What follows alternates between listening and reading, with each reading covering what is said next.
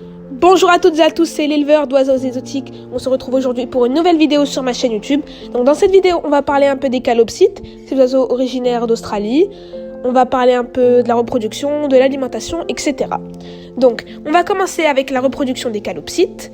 Pour ceux qui désirent vivre la joie de la reproduction chez eux, la perruche calopsite est un excellent choix pour commencer.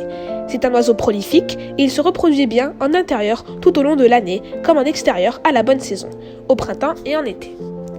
Donc, l'élevage des calopsites est accessible à tout le monde. La calopsite pond entre 5 et 6 œufs en moyenne, avec un espacement de 24 heures entre chaque œuf et une durée d'incubation de 21 jours. Généralement, le couple couve en alternance, le mâle plutôt la journée et la femelle à partir du soir jusqu'au matin. Parfois, les deux se rejoignent pour couver en équipe. Concernant la cage, pour un couple, et si vous êtes en intérieur, vous aurez besoin d'une cage spacieuse et pratique.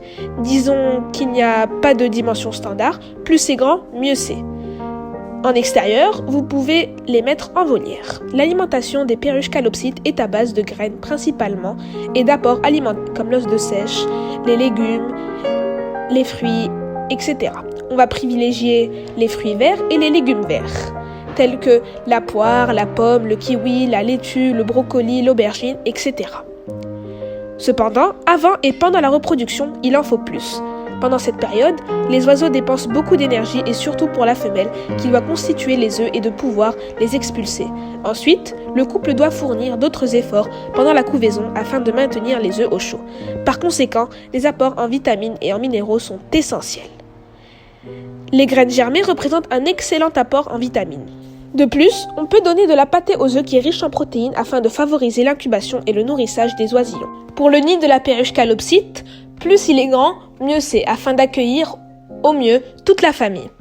Les oisillons sortiront du nid au bout de 6 semaines après leur éclosion. Ils seront sevrés au bout de 8 semaines. Avant de les séparer de leurs parents, assurez-vous que ceux-ci soient complètement sevrés. Ne vous en séparez pas le lendemain du dernier repas, ni pendant le sevrage. Concernant l'apprivoisement de la perruche calopsite, je ne suis pas un expert dans ce domaine, mais je peux peut-être vous aider. Alors, on a 2 sortes de méthodes. La méthode douce et longue. Il suffit de lui parler tous les jours et de vous rapprocher un peu plus chaque fois et tenter de la caresser. Attention, prenez garde aux morsures, ça fait très mal, je peux vous le garantir. Vous pouvez essayer de l'amadouer avec des friandises. Cette méthode est longue et demande beaucoup de patience. La deuxième méthode, c'est une méthode plus rationnelle. Il est préférable de lui raccourcir les grandes régines de quelques centimètres. Ce sont les longues plumes placées au bout des ailes. Faites-le faire par un professionnel pour éviter que votre calopsite ne vous conserve une rancune tenace dès le début. Faites les 2 ailes pour éviter que l'oiseau soit déséquilibré et ne se blesse.